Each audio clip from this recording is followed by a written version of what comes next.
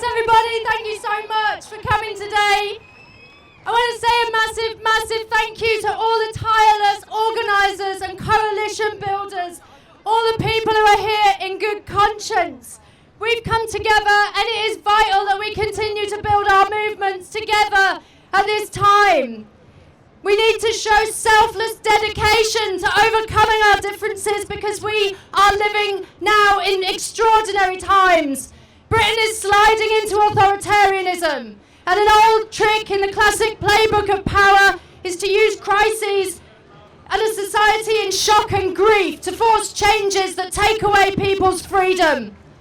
This is a moment of extreme overreach by our government.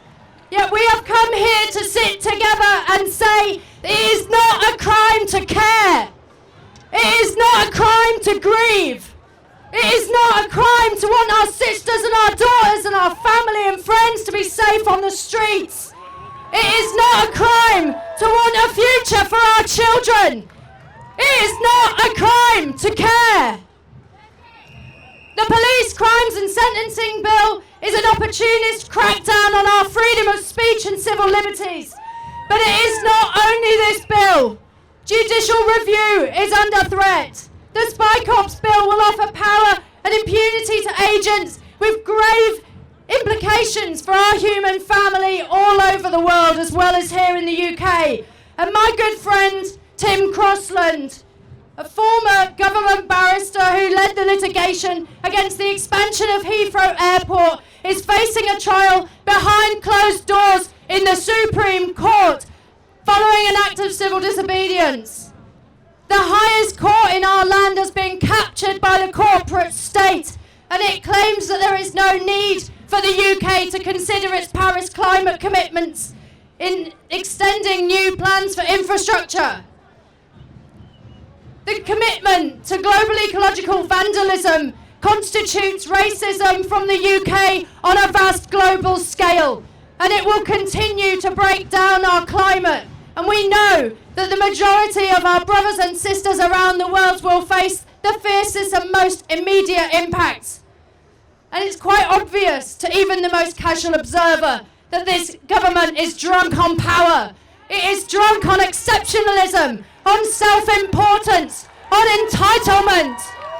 Who do they think they are?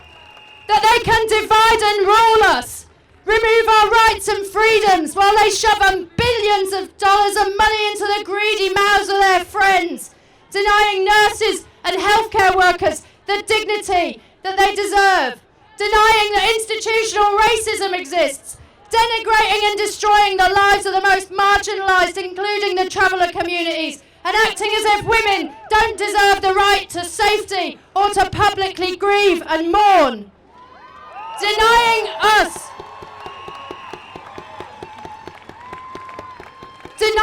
the right to protest about all of these things. Those people in Westminster believe that they should be left alone to do exactly as they please. But here we are together in Parliament Square once again, and also in over 40 towns and cities the length and breadth of this country to serve notice on this government. We won't stand meekly by and watch ex-tobacco lobbyists and serial liars take this country down a path of racism, misogyny and hatred.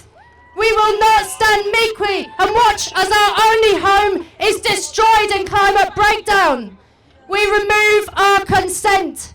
We refuse to comply. These times are calling us to pull together. We will organise, we will march, we will unite, and we will rebel.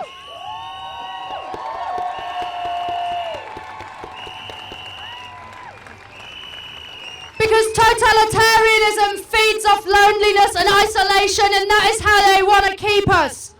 So here, in Parliament Square, we are the opposite of lonely and isolated citizens. We are here in love and care and kindness and friendship and solidarity, and that is what terrifies those people behind the curtains of power. And love and care and kindness is why we will all win this together. Thank you.